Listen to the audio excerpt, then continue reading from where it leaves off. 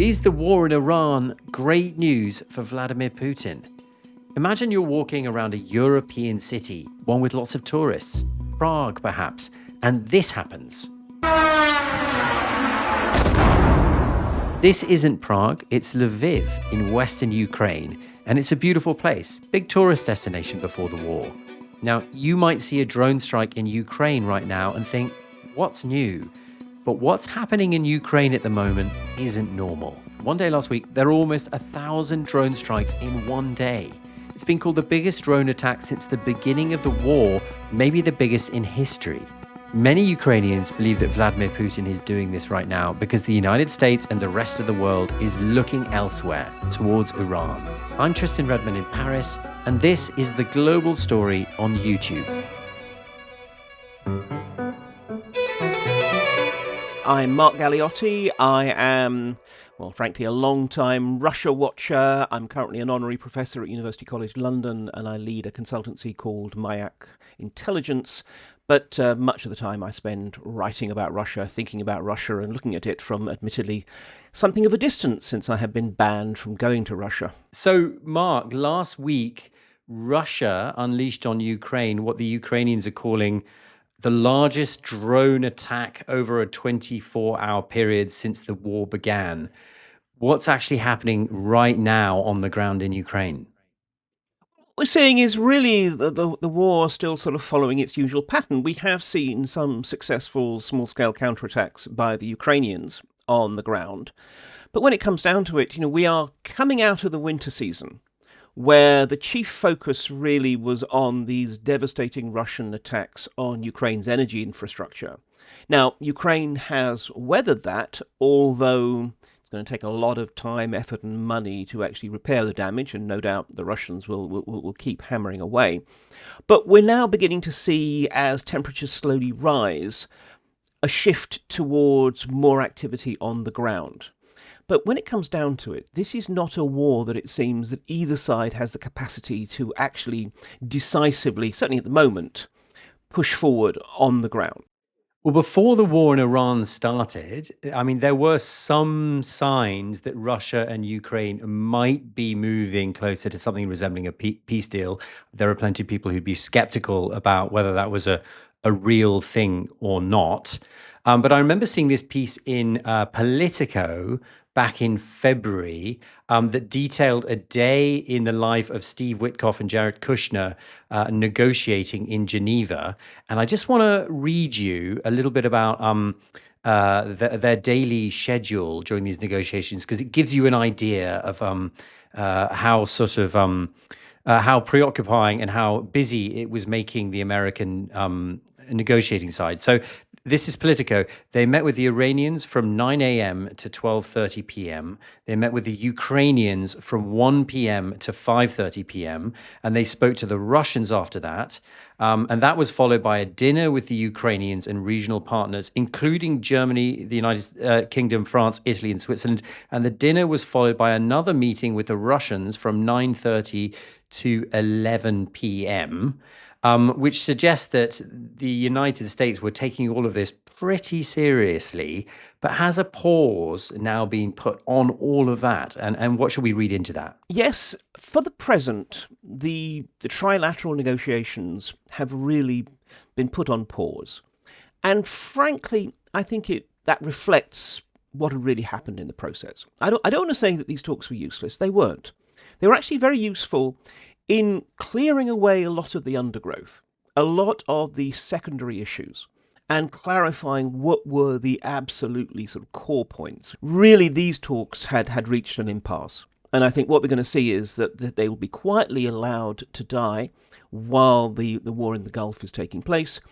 And maybe we will see a new, perhaps even sort of with a different cast of characters, negotiation process emerging a bit later in the year, because I think Trump would like to have something nailed down before the midterms at the end of this year. If we cast forward to an hypothetical moment in, say, 2 or 3 months' time, if and when the Iran war were over, if those talks were to restart again, would they be back at square one, or would they pick up where they left off? as I say, I think it is useful that these talks have addressed a whole variety of issues like language laws in Ukraine, which had been on the table, but in many ways were red herrings. They were not really what this war was about. But the point is, so long as they were on the table, they created a certain degree of kind of confusion and such like. But I also think that what this has demonstrated has been the capacities, but also the limitations of Trump-style diplomacy. I mean, in normal diplomacy, you have all these careful, lengthy negotiations behind closed doors by experts, by diplomats and such like. And then you wheel out the national leaders at the end to take the credit, sign the documents, make the press conference. In Trump land, it works the other way round. Some grand declaration that comes on Truth Social, and then you have the wonks, the nerds, the specialists, the experts scurrying around trying desperately to see if what has been promised can be made into a reality. Now, that's just not working.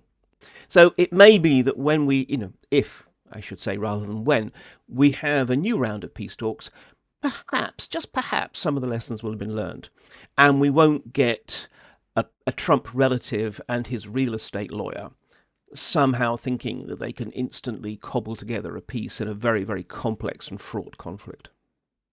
So I was talking, Mark, to a friend of mine, a foreign correspondent who was in Ukraine just last week, reporting on the drone war, and he was sleeping in shelters every night because he was underneath this drone assault. And he told me that the consensus among the people he spoke to in Ukraine was that Vladimir Putin was taking advantage of the war in Iran, the distraction that was creating above all for the Americans.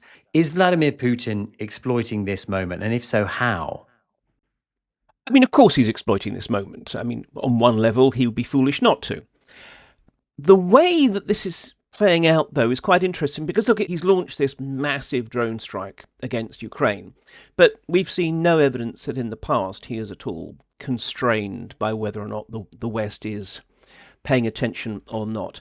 The key things are, first of all, clearly this whole crisis is driving up the price, not just for oil and natural gas, but also a whole variety of other commodities in which Russia is a key player, like fertilizers, like aluminium and so forth. And look, this is not going to have a dramatic and long-term effect unless the crisis continues. But still, they reckon that probably the Kremlin has netted an extra $1.5 billion so far through this crisis through just simply oil revenues. It sounds like a lot of money, but it's actually relatively minor. But still, every little bit helps from Putin's point of view. But so you have the economic advantage.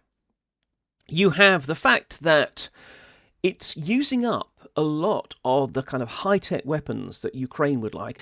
There is going to be a direct impact there. And finally, this creates inevitable disruption within the West.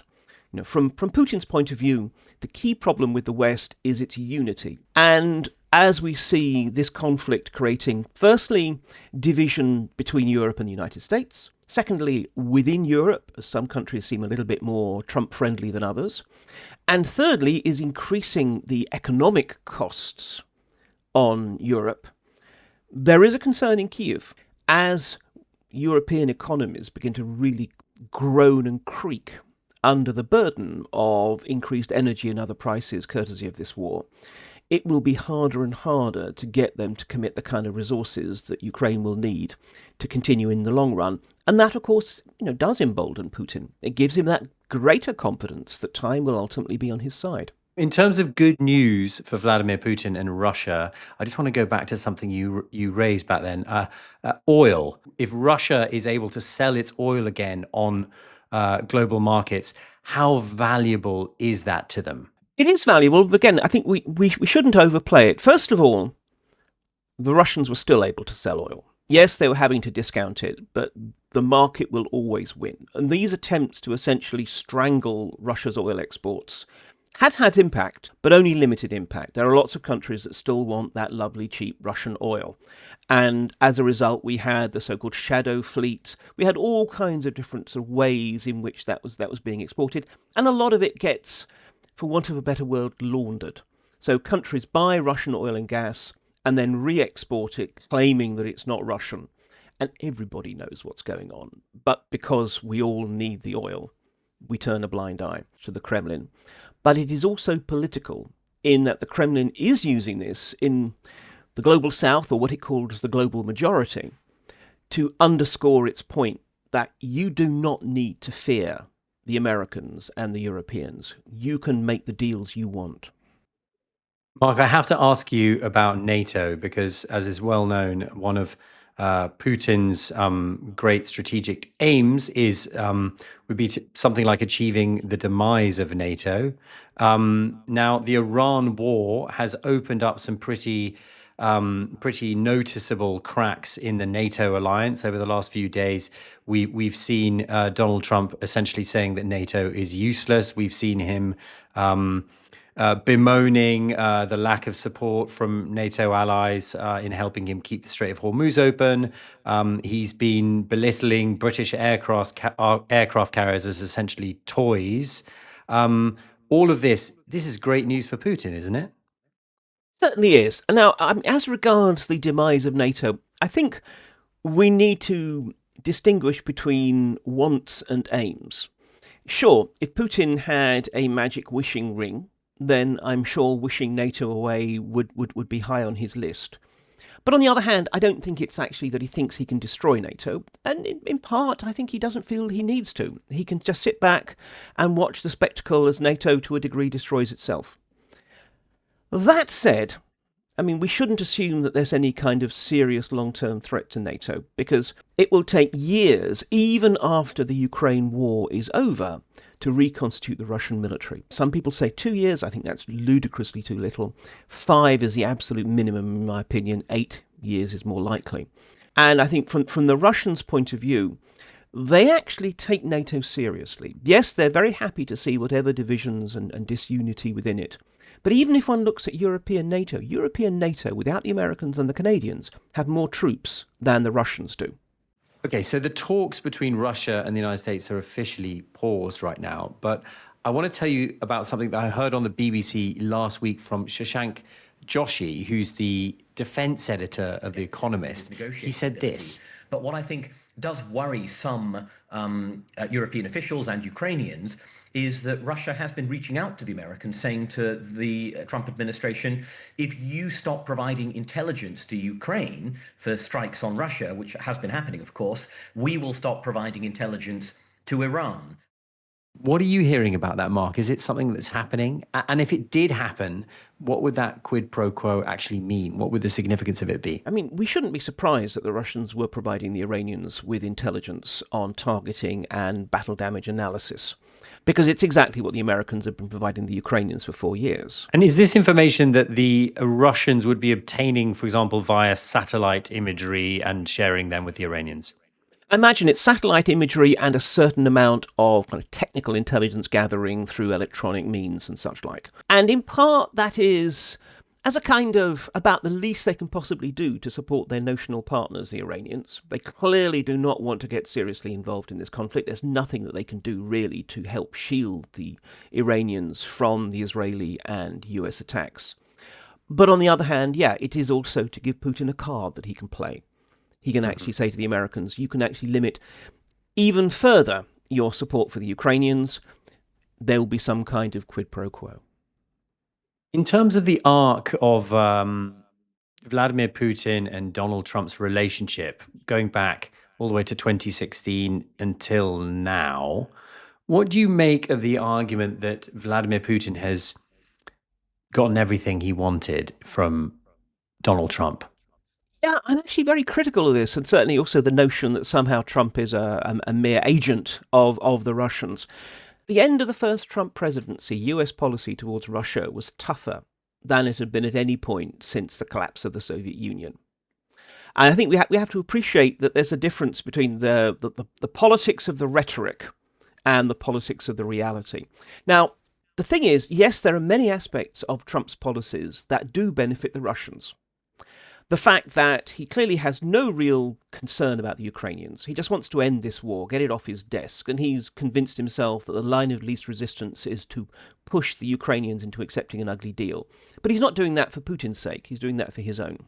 So I think it's more that just because Trump is a bull in a china shop, because he is, at the moment, the sort of the ultimate expression of a process which, let's be honest, has been happening for a long time, which is America pivoting away from Europe. And because Trump has this amazingly transactional view. I mean, he sees the presidency really as being the chief executive officer of USA Incorporated. And it's all about what are the immediate economic gains for America, regardless of issues of international law. That contributes to creating a world that is a comfortable one for the so-called strongmen. Authoritarian leaders, not just Putin, but whether we're talking about Erdogan in Turkey or Xi Jinping in China. So Putin is a beneficiary, but in some ways he's an accidental beneficiary. Are there any potential negative outcomes for Russia from the war in Iran? And I'm thinking particularly of the fact that Iran has traditionally been Russia's strongest ally in the Middle East, and here it is getting pounded by the United States and Israel. That's bad news for Putin, isn't it? Yes, there are downsides. First of all, in the short to medium term, Russia gains economically through its various exports and rising prices. But actually, if this crisis really does continue, and certainly if it leads to a global economic slowdown, that will affect Russia. Secondly, there is the fact that from the Russians' point of view, this is also not, they're watching the Ukrainians trying desperately to muscle in. We've seen a couple of hundred of Ukrainian anti-drone warfare specialists being deployed to various Gulf states. Now, on one level, look, this is just a kind of a desperate attempt to maintain relevance. Kyiv is worried precisely about attention being lost. But it also gives the Ukrainians the opportunities to actually build relationships with, let's be honest, rather wealthy Gulf states. That might be useful to it in the future. I think one thing that the Russians have learned is precisely just how effective President Zelensky's foreign policy can be. And so they are a little bit concerned about whether this will give him opportunities. And the third sort of downside from the Russians' point of view is Iran has historically been, you say, a sort of an ally, in some ways a frenemy. It's an ally against various countries and sort of the global sanctions regime. But on the other hand, it's also actually a rival for influence in the Middle East and in the South Caucasus. So to a degree, Moscow is quite happy the idea of if this regime survives, but weaker, then it will be less of a challenger, more of a potential vassal state. But what if that doesn't happen? What if actually this regime is swept away? There is a sense that chaos in Iran will spread. They are worried about jihadist terrorism at home. They are worried about what the impact might be in terms of how this will destabilize the South Caucasus on their own borders and such like. So again, from Russia's point of view, there is this odd situation in which they want to calibrate the chaos that comes from this. But unrestrained chaos is bad for Russia just as it's bad for the rest of us. So what has watching Putin's approach to the war in Iran told you about his kind of wider diplomatic strategy? He is an opportunist rather than a strategist. He's neither got the temperament nor the capacity, frankly, to manage what happens in terms of wider geopolitical flows. So instead, he just sits and sees what opportunities arise. This is classic Putin. Again, a judo fighter, not a chess player. He looks for the opportunities and strikes rather than tries to work things out 6 moves in advance. But the second point about Putin that it really illustrates is actually that this is a very risk-averse figure. Put aside the macho theatricals of how he's portrayed as this sort of bare-chested figure. In practice, when Putin does not really know what is the best outcome, he tends to be, frankly, paralyzed. And we've seen this in so many different contexts where he just sort of disappears from view, doesn't make crucial decisions. So actually, on the one hand, he will look for the advantages. He's presented himself as a potential interlocutor, both to Trump, but also to various, Gulf region monarchs and leaders, without great success, but just simply to illustrate to them that he's not like Trump. He will talk to them. But beyond that, there clearly is no real desire to actually make any tough decisions at all. Minimal support for Iran, suitable rhetoric at the United Nations, but again, nothing that is excessively critical of Trump personally. So, basically he just plays it by ear, on the whole looking for what seems to be the least worst option. There's that saying that's been attributed to Napoleon. Napoleon is supposed to have said, never interrupt your adversary when they're making a mistake. Now, is that Vladimir Putin's strategy? I wouldn't say it's his strategy, but it's what happens. Exactly. At a time when his adversaries seem to be making one hell of a lot of mistakes, in practice, that means that's what's happening. I'm going to give you a little trot through of some of the things which have happened this year, Mark. So Nicolas Maduro is on trial in New York.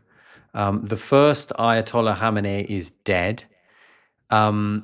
If the war in Iran goes well, maybe Donald Trump might go for Cuba after that. We will have to see.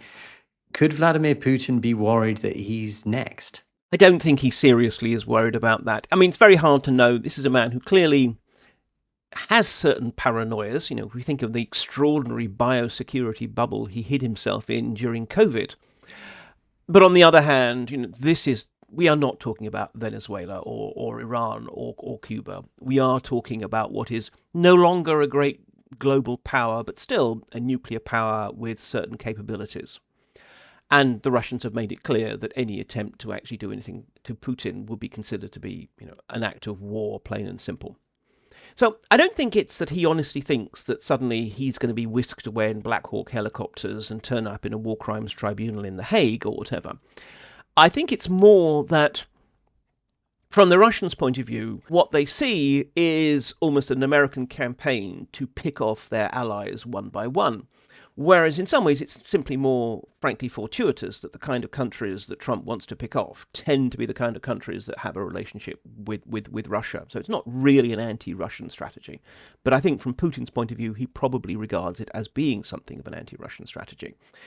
Of course, the irony is that although it may be in the short term embarrassing to lose all these various client states, in the long term it's actually good for Russia because empires cost. If the Venezuelan regime is swept away, well, Russia will no longer be having to subsidize it. The Cuban regime, likewise. In all of these cases, these are actually countries which have cost money. The alliance with Iran has cost Russia its, frankly, very, very good diplomatic relationship with Israel. So in all of these cases, actually losing an empire doesn't just, as it were, gain a role for Russia. It may well actually economize for Russia.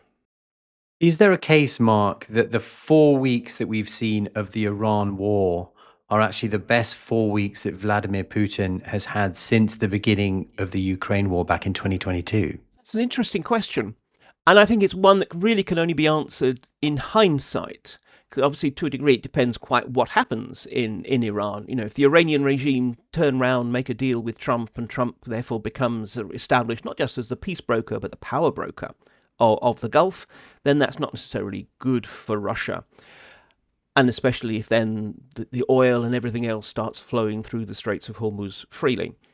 Whereas we can look at past moments. I mean, if one thinks of the extraordinary summit that was held between Trump and Putin in Alaska, I mean, in many ways, the 2 weeks leading up to that seemed to be a glorious victory for Putin, even though that actually came to nothing. So on the one hand, I am shamelessly sidestepping your question.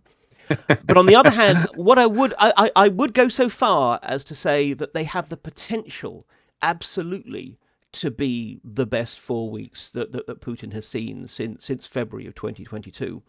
And in that respect, ironically, for all the fact Putin is scarcely being a particularly generous ally, actually his prospects are now in the hands of the Iranian Ayatollahs and Revolutionary Guard. What do you mean? In the sense that it is now up to them how effectively they resist the Americans, with what degree of resolve, whether or not this can become something of a gravestone of Trumpian foreign ambition, or whether in fact they do end up either losing power or deciding that they need to make a deal with the Donald. Above all, what the Russians want is paralysis. What they want is a West, and above all that means the United States, that is so consumed, whether it's because it's consumed by internal political wrangles or whether it's consumed by some kind of quagmire abroad, that in many ways it cannot mobilize its otherwise very substantial political, economic, military and moral force to any kind of purpose. So yes, Trump is useful, but Trump always has the risk of flipping. There's always this danger that Trump might decide actually that Putin is his enemy and throw his support behind Ukraine, for example, although that seems increasingly implausible these days. But on the other hand, if you have, let's say, a Trump who is mired in a quagmire in Iran, maybe even in Cuba for all we know, and who also perhaps faces serious political losses with the midterms at the end of this year, well, what you might get is an America that is so consumed by its own internal divisions that it scarcely even remembers that Ukraine exists, let alone is able to actually do anything in support of it. That was Mark Galeotti of University College London and host of the podcast In Moscow's Shadows. And that's it for this episode of The Global Story. We're also an audio podcast. You can find us every weekday on bbc.com or wherever you listen to your shows. We'll see you next time. Cheerio.